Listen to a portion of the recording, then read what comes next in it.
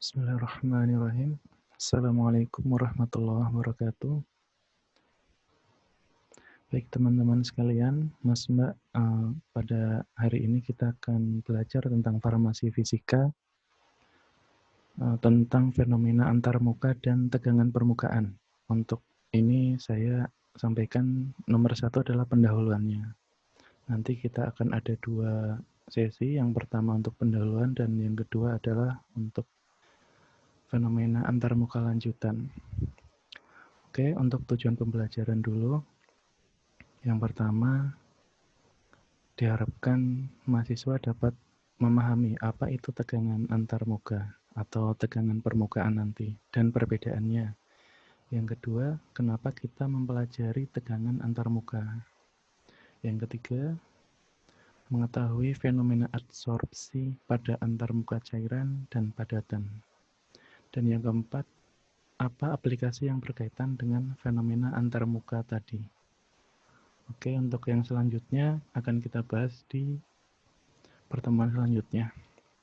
Baik, kita masuk ke pembahasan pertama, yaitu fenomena tegangan permukaan dan antarmuka. Baik, pertama kita lihat dulu gambar ini.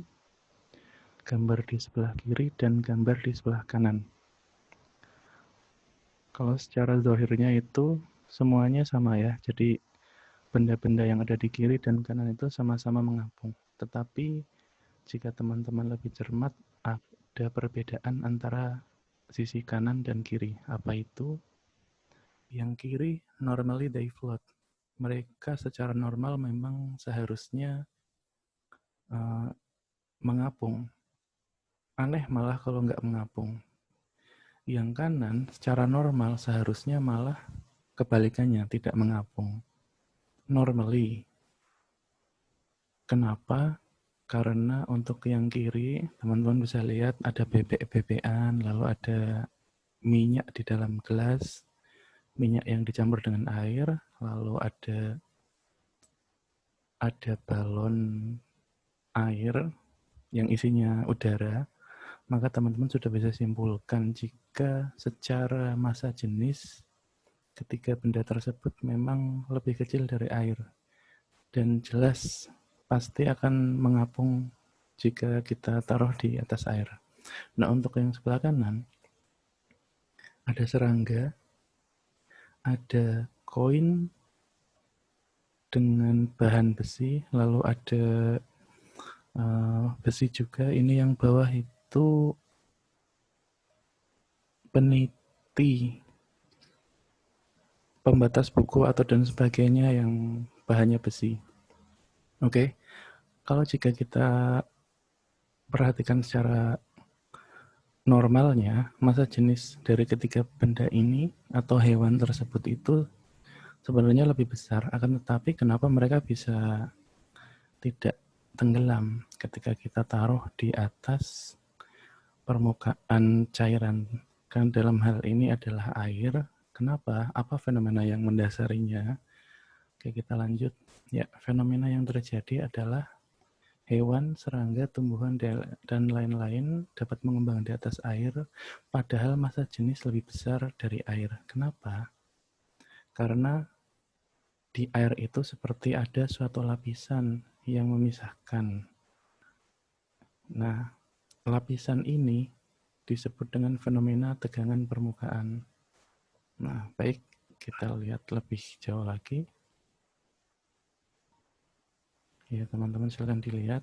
Ini adalah foto perenang yang sesaat akan keluar dari permukaan air. Ya, ini kan mereka masih renang dan kebetulan terpotret. Nah, disinilah fenomena surface tension atau tegangan permukaan. Tanpa air menutupi tubuh perenang tersebut, dan air itu seperti membentuk suatu lapisan sesaat sebelum berenang keluar dari permukaan air. Ya, jadi di sini ada kata kunci, yaitu seperti ada suatu lapisan yang memisahkan antara si perenang dengan kondisi di luar. Baik, kenapa bisa terjadi? Mari kita lihat dulu secara lebih rinci. Nah, di sini ada gaya kohesi dan gaya adhesi. Jika teman-teman lupa, mari kita flashback dulu sedikit. Ya, kita lihat apa itu gaya kohesi, yaitu gaya tarik-menarik antar molekul yang sejenis. Kita bisa lihat di tanda panah merah. Lalu, apa itu gaya adhesi? Gaya adhesi adalah gaya tarik-menarik antar molekul yang tidak sejenis. Oke, teman-teman bisa lihat di tanda panah warna kuning, gaya kohesi. Untuk sebelah kiri bawah kita lihat antara molekul satu dan lain yang sejenis terdapat gaya yang saling tarik-menarik antara molekul sejenis tersebut, dan di situ dilihat tanda panah merah. Lalu untuk yang di permukaan itu terdapat gaya kohesi juga, namun juga ada gaya adhesi. Nah, kita kembali ke yang tadi. Nah, baik. Jika kita lihat gaya kohesi yang terjadi pada tiap molekul di dalam bulk atau di dalam bagian fase, ya, fase yang sebelah kiri bawah itu. Selain itu juga terjadi gaya kohesi yang ada di permukaan. Akan tetapi, gaya yang terjadi di permukaan dan di bulk itu keseimbangannya berbeda. Yang kiri bawah itu gayanya seimbang karena satu molekul itu memiliki gaya kohesi ke atas, ke kanan, kiri, bawah, samping, dan sebagainya. Jadi rata. Untuk gaya kohesi yang ada di permukaan itu lebih dominan dibanding gaya adhesinya. Jika kita lihat secara arah gayanya, maka gaya kohesi yang ada di permukaan itu mengarah ke kanan, kiri, dan bawah. Lalu ke atasnya tidak ada karena berbatasan langsung dengan fase udara. Nah, fase udara inilah yang kita sebut dengan gaya adhesi. Dan jelas untuk gaya adhesinya jauh lebih kecil daripada gaya kohesi yang ada. Sehingga permukaan cairan lebih tertariklah ke arah dalam, menimbulkan suatu tegangan permukaan atau surface tension. Oke, nah seperti ini analogi sederhananya. Jadi gaya kohesinya itu adalah yang tanda panah merah. Jadi si cairan ini lebih senang untuk tarik-menarik antara sesamanya, lalu terbentuklah suatu lapisan yang ada di permukaan seperti suatu lapisan yang memisahkan antara si air dan permukaan luar. Nah, ketika kita letakkan suatu benda di atas permukaan cairan ini, seakan-akan benda tersebut terpisah atau tidak ikut bercampur atau tidak tenggelam menuju ke bawah. Karena apa? Karena lapisan ini akan mengalami gaya dorong ke bawah yang disebabkan oleh benda tersebut.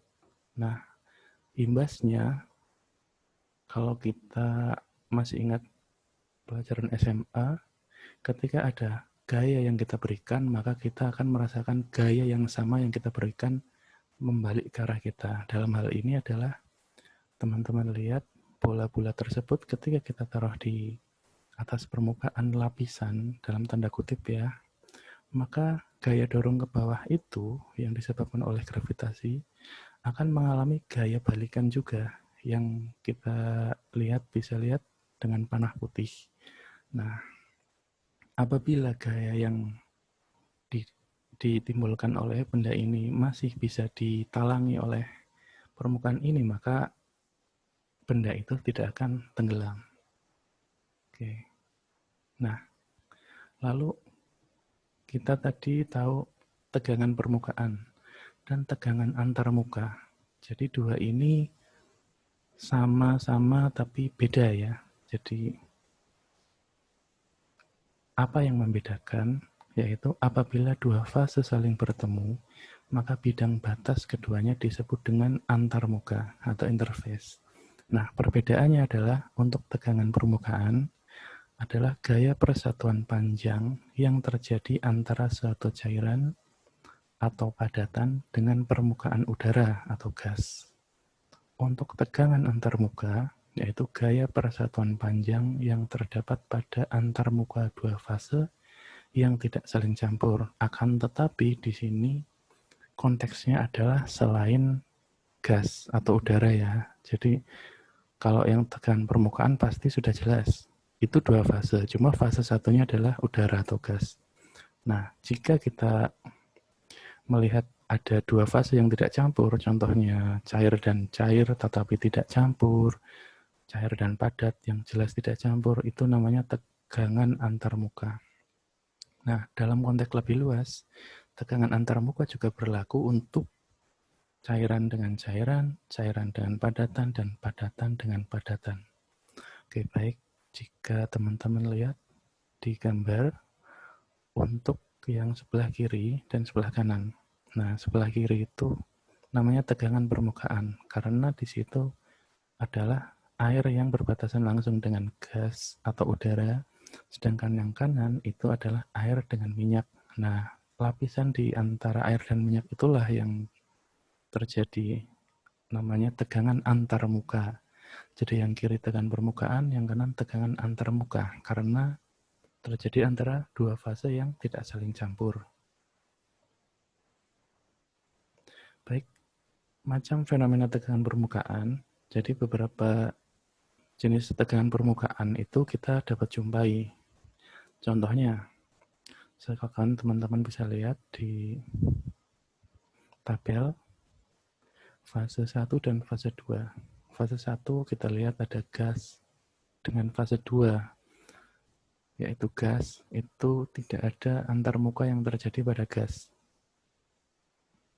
Lalu cair dengan gas, simbolnya adalah gamma, LV. L itu liquid, V itu vapor.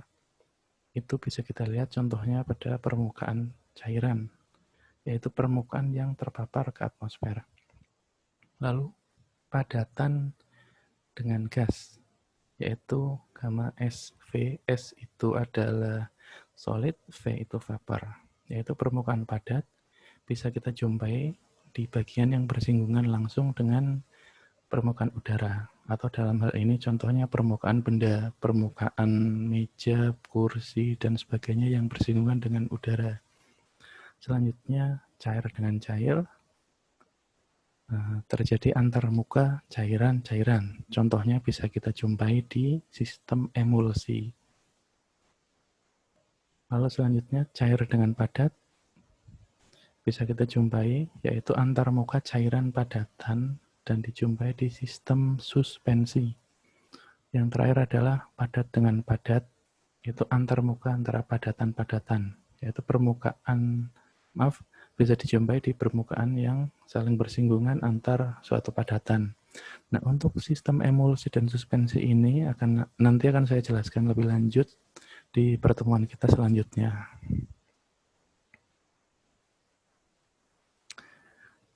Oke, baik. Untuk part pertama sampai sini dulu.